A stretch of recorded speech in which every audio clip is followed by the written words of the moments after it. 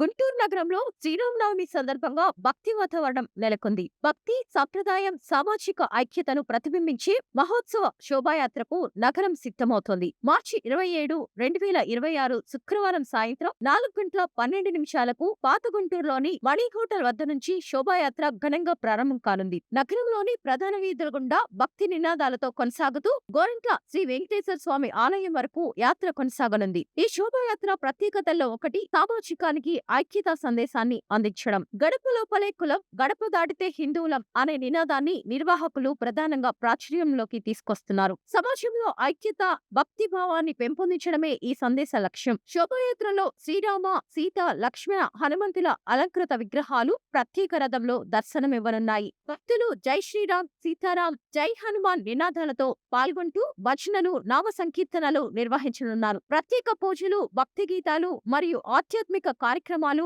భక్తులను ఆధ్యాత్మిక ఆనందంలో ముంచెత్తనున్నాయి. త్రేతాయుగంలో అవతరించిన శ్రీరాముడు ధర్మానికి ప్రతీకగా భావించబడతాడు. శ్రీరామ నామస్మరణ మనసుకు శాంతిని, కుటుంబాలకు ఐక్యతను, జీవితానికి ధర్మ మార్గాన్ని అందిస్తుందని పండితులు పేర్కొంటున్నారు. ఈ పవిత్ర శోభాయాత్రలో కుటుంబ సభ్యులతో పాల్గొని శ్రీరాముని ఆశీస్సులు పొందాలని నిర్వాహకులు భక్తులను కోరుతున్నారు. శాంతి భద్రతల కోసం ప్రత్యేక ఏర్పాట్లు చేసినట్లు సమాచారం. జై శ్రీరామ్ నినాదాలతో గుంటూరు నగరం భక్తి తరంగాలలో మునిగిపోనుంది.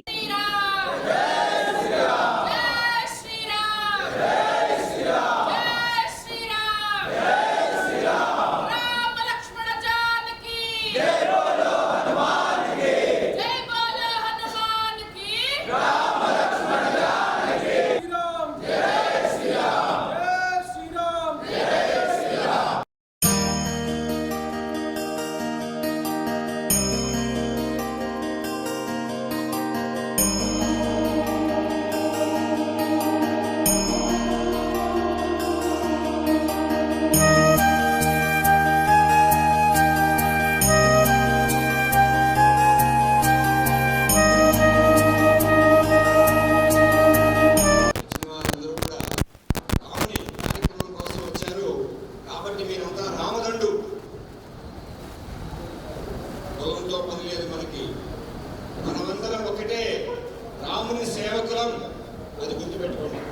మా వంతుగా శ్రీరాముల వారిని తీసుకొస్తాము విగ్రహం. తర్వాత లైవ్ టీవీ లైవ్ కూడా పెట్టిస్తాము, హామీ ఇస్తున్నాము. అదేవిధంగా లైటింగ్ కూడా బాగుండాలి, ఎందుకంటే రాత్రి పూట కాబట్టి హెవీ లైటింగ్ పెట్టుకోవాలి, అది ఇంపార్టెంట్. అది ప్రతి టెంపుల్ నుండి పార్టిసిపేషన్ ఉండేలా చూసుకోవాలని మేము సూచిస్తున్నాము. అలాగే ఇంకా అవకాశం ఉంటే కరసాంగ కోలాటం కూడా టీంలాగా వెళ్తూ ఉంటారు, చేసుకుంటూ వెళ్తూ ఉంటారు. నిండుగా ఉంటుంది, కల్చర్ కూడా ఇన్వాల్వ్ చేసినట్టు ఉంటుంది. బైక్ ర్యాలీ జరుగుతుంటుంది, ఊరేగింపు జరుగుతుంది, ఎక్కడ జరగాలి కల్చర్ నిర్వహిస్తూ ఉంటుంది. ఇలా జరగాలని నేను కోరుకుంటూ మేము మా సహకారం పూర్తిగా మీకు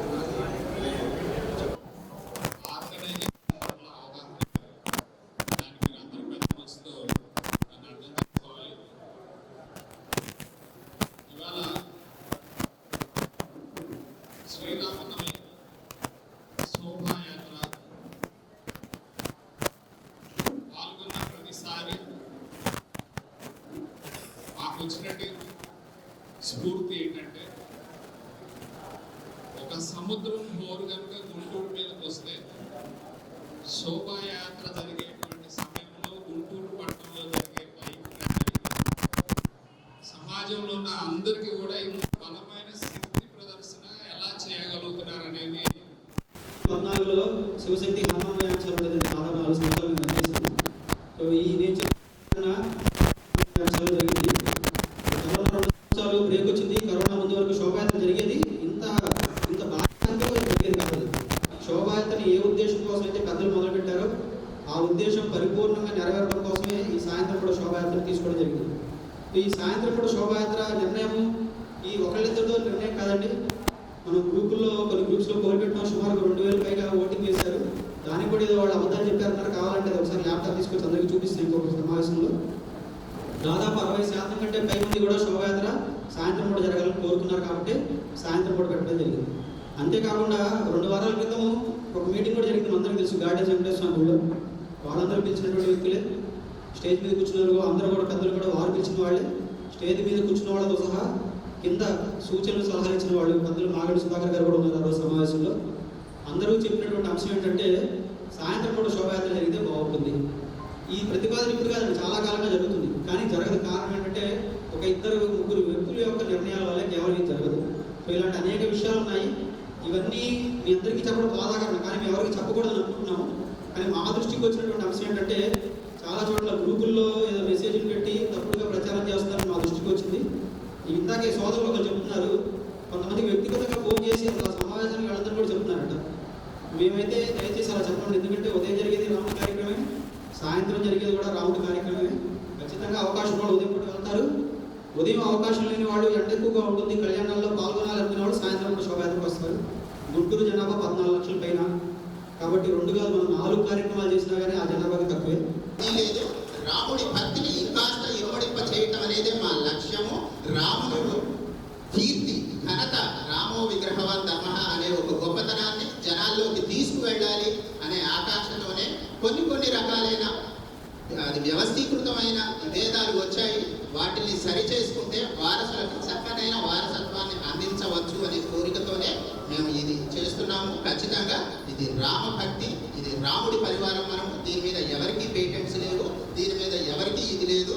నేను ఇంకా ఏం కోరుకుంటున్నానంటే గుంటూరులో రాజేష్ గారు ఏదో చెప్పినట్టు 14 లక్షల మంది ఉన్నారు, 14 శోభాయాత్రలు జరగాలి. ఒక్కొక్క శోభాయాత్రలో 1,00,000 మంది పాల్గొనాలని నేను కోరుకుంటున్నాను. ఈరోజు ఈ కార్యక్రమానికి వచ్చేసినటువంటి పాత్రికేయుల మిత్రులందరికీ, అలానే మాతోటి హిందూ బంధువులందరికీ స్వాగతం తెలుపుతూ, ప్రతి సంవత్సరంలానే ఈ సంవత్సరం కూడా శ్రీ చాంద్రమానేన శ్రీ పరాభావ సంవత్సర చైత్రమాస శుద్ధ నవమి నాడు గుంటూరులో ప్రతి సంవత్సరం లాగానే శ్రీరామ ఉత్సవ సమితి ఆధ్వర్యంలో సంఘ పర్యవేక్షణలో పూజ్య స్వామీజీల ఆశీస్సులతో వారి మార్గదర్శనంలో శ్రీరామనవమి శోభాయాత్ర ఘనంగా నిర్వహించాలని చెప్పి హిందూ సంఘ ప్రతినిధులు, కార్యకర్తలు, హిందూ బంధువులు అందరూ నిర్ణయించడం జరిగింది.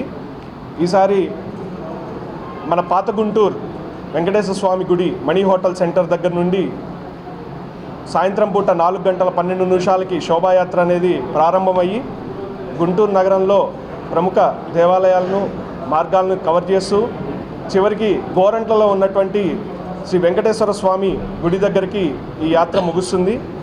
భారతదేశ చరిత్రలో సీతారాముల వారంటే ప్రపంచానికే ఒక దశ. అయోధ్య పేరెత్తితేనే కొన్ని మతాలకి నిద్ర కూడా పట్టదు.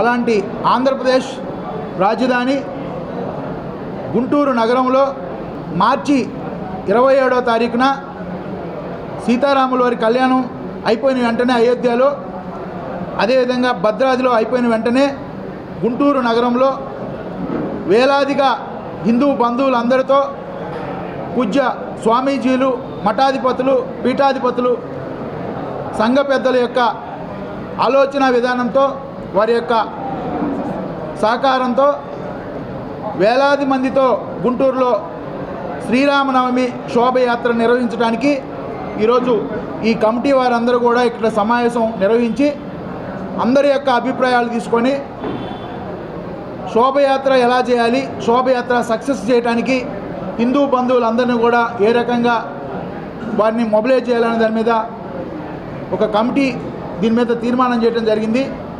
భారతదేశంలో ఉన్నటువంటి ప్రతిష్టాత్మకమైనటువంటి హిందూ సంఘటనగా అభివర్ణించాల్సినటువంటి అవసరం ఉంది. యావత్ భారతదేశంలో ఉన్నటువంటి హిందువులు ఆరాధ్యదైనటువంటి శ్రీరామచంద్రుల యొక్క కళ్యాణ మహోత్సవం తర్వాత మార్చి 27వ తారీఖున ఉదయం పూట జరిగేటువంటి అయోధ్యలో కానీ అట్లానే మన భద్రాద్రిలో కానీ జరిగేటువంటి కళ్యాణోత్సవం తర్వాత సాయంత్రం వేళ 4:12 శోభాయాత్రని ప్రారంభించడం జరుగుతుంది. మఠపీఠాధిపతుల యొక్క ఆధ్వర్యంలో, అలాగే ఈ యొక్క శోభాయాత్ర కమిటీ వారి యొక్క ఆధ్వర్యంలో, ధార్మిక సంస్థల యొక్క ఆధ్వర్యంలో, హిందూ బంధువుల యొక్క ఆధ్వర్యంలో, రాజకీయ పార్టీలతో సంబంధం లేకుండా హిందువులైతే ప్రతి ఒక్కరు కూడా దీని యొక్క కార్యక్రమంలో పాల్గొవాలని, ప్రతి ఒక్కరికి కూడా ఒక స్వామీజీగా ఆహ్వానం పలకడానికి ఇక్కడికి రావడం జరిగింది. బాల్య స్వయం సేవకుని అయోధ్య కరసేవకుడిని, రామచంద్రుడి యొక్క దాసానుదాసుడైనటువంటి ఆంజనేయ ఉపాసకుడిని, హనుమద్ గాయత్రి పీఠాధిపతి అయినటువంటి మీ యోగి శ్రీనివాస్ ప్రభు స్వామి ఈ గుంటూరు మహానగరంలో ఉన్నటువంటి ప్రజలందరికీ కూడా పేరు పేరున కూడా ఈ శోభాయాత్రని స్వామివారి యొక్క కార్యక్రమాన్ని సీతమ్మ తల్లి యొక్క అనుగ్రహాన్ని పొందడం కోసం అందరూ కూడా పాల్గొని ఈ యొక్క యాత్రని విజయవంతం చేయాలని మీ అందరికి కూడా శుభ ఆహ్వానం పలకడం జరుగుతుంది. గత 9 సంవత్సరాల నుంచి గుంటూరు నగరంలో అత్యంత భారీ జనసందోహం మధ్యలో ఈ శ్రీరామ శోభాయాత్ర జరుగుతుంది. అయితే మేము పాత గుంటూరులో ఉన్నటువంటి హిందువులందరం కూడా ఎన్నో సంవత్సరాలు పాత గుంటూరు వస్తే బాగుండు శోభాయాత్ర అని చెప్పేసి మేము ఎదురు చూస్తూ ఉంటే, పోయిన సంవత్సరం మా పాత గుంటూరు ఆంజనేయ స్వామి గుడి మీద నుంచి వెళ్ళడం మాకు చాలా సంతోషాన్ని కలిగించింది. అదేవిధంగా ఈ సంవత్సరం 9వ సంవత్సరం పాత గుంటూరు నుంచే మొదలు పెట్టాలని చెప్పేసి కమిటీ సభ్యులందరూ కూడా నిర్ణయించడం మాకెంతో ఆనందాన్ని కలిగించింది. గణేష్ మండపాలకు సంబంధించి కమిటీ సభ్యులందరూ కూడా ఈ యొక్క శోభాయాత్రలో పాల్గొనే అవకాశం ఉంది. అందరినీ కూడా కలుస్తాం. శోభాయాత్ర సాయంత్రం పూట చేయడం అనేది చాలా సంతోషంగా ఉంది.